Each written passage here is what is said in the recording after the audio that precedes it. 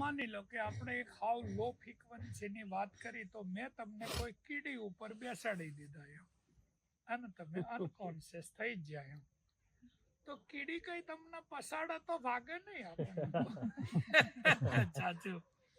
અને એ આપણને લઈને ભાગી જાય, આપણે અનકોન્શિયસ હોય તો કઈ આપણને દૂર ન લઈ જાય એમ,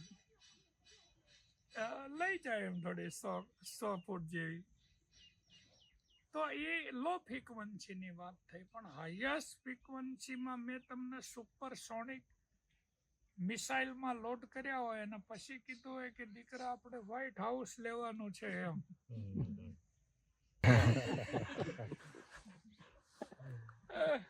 તો ડાયરેક્શન ચેન્જ નહીં થવી જોઈએ એમ કહેવાનો મતલબ. ડાયરેક્શન ચેન્જ નહીં થવી જોઈએ, એ કન્ડેક્શન છે.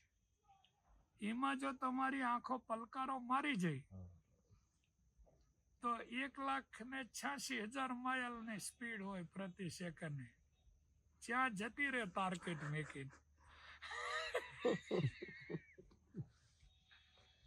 તમે જેટલી હાઈ સ્પીડથી જતા હોય ને એટલી એ કોન્સન્ટ્રેશનની જ વિધિ કહેવાય. અને ત્યાં થોડી સ્થિરતા અનુભવાય આટલી સ્પીડમાં હોવા છતાંય તમે એકદમ સ્થિર જ હોય, તમારો પૂરો ફોકસ ગાડી ચલાવવામાં જ હોય, તો એ બી એક મેડિટેશનની વિધિ